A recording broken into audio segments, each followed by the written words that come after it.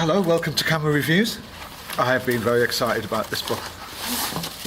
Very excited. This is what they say, hot off the press, literally. It's just arrived. It's just been published. The Kings of England by Graeme Oxby. And look at that for a cover. Back garden, Elvis Presley is with a hula hoop there. It's just fantastic, isn't it? And it's a great addition to the Bluecoat Press family, especially because it's colour as well. A colour documentary, a colour portrait project, a colour an investigation into people who obviously love the King, Elvis Presley. It has 144 pages and it measures 8.5 by 11, so that roughly, let me just get a bit of A4 there and let me put a bit of A4 behind it. It's about A4, excellent. It's got a lovely quality feel to it. I love this rough edge, this rough surface, a nice mustard colour. Okay, so you can get this on the Bluecoat Press website. You can speak to Graeme. I will leave a web link for his website and I will leave a link for Bluecoat Press. I'm sure in the next week or so it'll be on Amazon. I would suggest that you go to Graeme or you go to Bluecoat Press because they get their share of sales and rather than giving Oxfam however much they take off. So I'm not going to show you all of it. I'm going to show you a third of it, and you should just get out there and do it and go buy it. And here's who's this essay by? It's an essay by Eamon Griffin, and I'm sure somewhere it will tell you who Eamon Griffin is. I love these colours. It's very rare you see these browns and these mustards and that. I like that nice choice of really bold colours by Graeme. So that's Burning Love. It's always fascinated how still, since still people are still infatuated with Elvis Presley. Even when did he die? 77, 87, 97. That's like 41 years ago. And people are still fascinated with him. I'm gonna recite this, all right? And I don't normally recite much text, but Burning Love, there are people who love Elvis. It's not a figure of speech. It's a real, honest to goodness, all out of love. They buy his records, watch his movies, his concerts, his every move.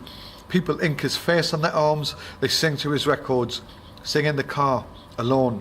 People sing at karaoke. They buy a wig, rings, belts, a suit.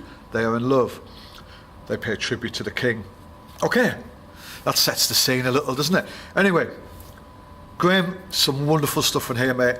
Anybody wanting to do a study of a community or a culture or a subculture or,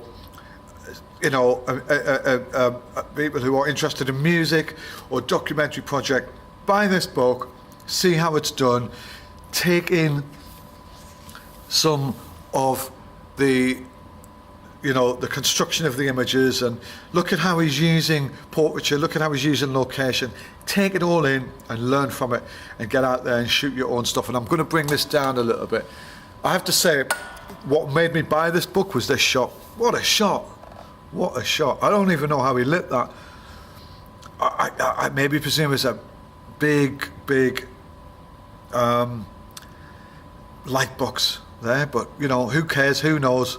It's just really, really brilliant. So it just encapsulates all the different people who support Elvis and who pay tribute to the man in the music. Look at that. That's like something from the 50s. Oh, I mean, I presume that's what's supposed to be, the 60s, 70s Elvis haircut. And I can see now how you're getting these colours. It's lovely.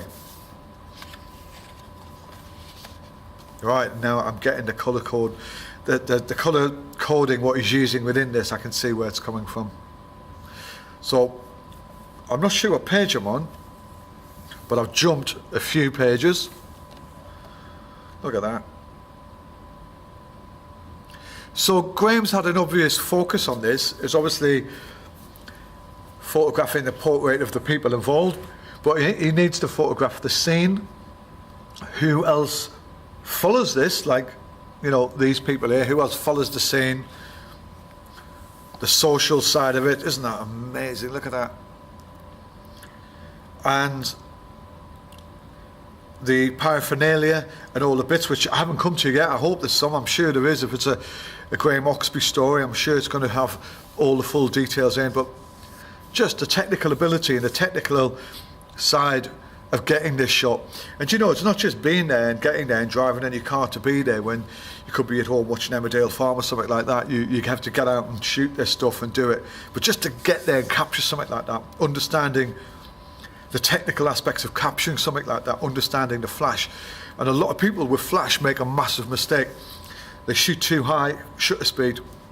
And it's got nothing to do with pushing up tons and tons of ISO, because I tell you what, there's no grain at all on that. And Graeme understands how to work with shutter speed and flash. And a lot of people, and I actually saw it today with somebody, I was looking at their work and I saw their use of flash in an environment like this, and you'd get the sort of light on the subject and everything else was black, and immediately you just know that they're syncing up at too high. And I think most flashes go up to about 250. It was like an SB, and maybe he's used an SB on this, or he's potentially used something like an Electron. But I've seen students and other photographers, and I've seen professionals who misuse flash, and that's usually because they're flashing up using too high a shutter speed. And the secret is not as a press sort of main press photographer myself and editorial photographer, you know, without giving too much away, you don't shoot anywhere near 150 or 100, well, maybe 100 sometimes, but you know, you're playing around a bit below that. You need to capture the ambience of the room, and you know, and that's what Graeme has done it and made it look so easy, but he's actually captured something beautiful, and he's got it in focus as well. I'm not sure what format he's shooting on, and I'm not going to guess. I would automatically presume it's a medium format, but I don't really know. Oh, all right, I'm going to go back one. Oh, look at that. It does feel like something from 1970, you know, it does have that. It's got that colour tone in it, which it sort of leads you back in time a little bit as well. And you've got to admit, I mean, you know, Elvis was a little bit rough. I'm going to cause uproars now. Elvis was a little bit rough in the 70s, and I'm not saying no disrespect to these guys. You know, there's a little bit. You know, he's not in these beautiful state as he was in the 50s and maybe the 60s, and it's like, so it's an acceptable look in a way, to look a little bit unlike Elvis, I guess. Paraphernalia, is that the right word? I'm not sure, but you know, the tattoos, it's quite a statement getting the Elvis Presley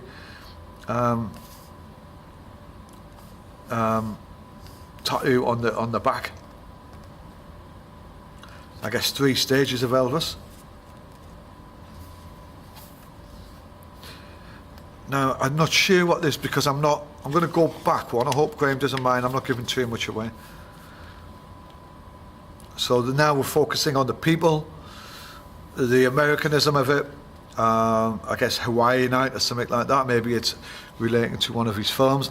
Like I said, to be honest, I haven't looked at this book yet. You are having my first look. So when I finish this, I'm going to look through it properly, and I'll probably realise I've made a few errors. Who cares? I'm not bothered. What I want you to do is get out and buy this, show Graeme some support, show Bluecoat Press some support. She's got crutches there. Support our photography industry in this country, and make people like Graeme and myself even, and other photographers like Jim Mottram, Mick Crutchlow, Peter Dench, David Levinson, all of these guys, let them help them get back out there. Nick Turpin, Stuart Friedman, John Angerson, Jez Coulson. Let's get these guys out there, support their work. They're fabulous karaoke. You know, you realise you can't sing when you get up, when you dare to get up, when you put that mic in front of you and you try and sing to everybody in the bar. I'm going to skim that one because it's got a bit of a phallic effigy in there. I don't want to get into too much trouble. GI Blues, I guess.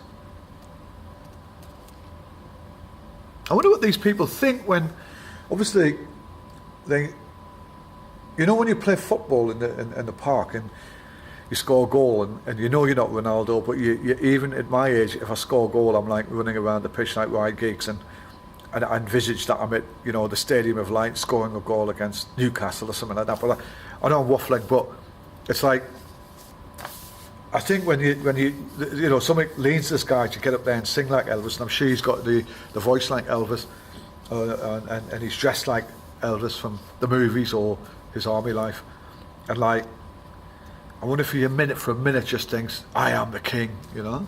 There must be something in that, because they wouldn't be doing it, and there must be a sort of coming together of their passion, and while they're up there singing the songs of somebody they really admire. I'm going to end on this picture. I have missed, look, there's tons of it. Now I've missed Alfie Pearson, a village boy persecuted, pushed, spat on, sworn at, a father with a deadly illness, a mother at her wit's end, a boy with a passion for Elvis, with courage, determination. Alfie dons the burning love jumpsuit, practices in his bedroom night and day, travels to Wales and wins the trophy. Alfie is a hero. Well, good on you, Alfie, mate. Don't listen to bullies. Who cares what bullies have to say? Brilliant. So that's a great image to end on, because that, as you know, is the cover. Deservedly so that Alfie's on the cover, and I hope that pays tribute to your obsession, your love, your hobby, your passion. And I guess going off that, this is a key to some of the pictures here. This is about Alfie by the looks of that there.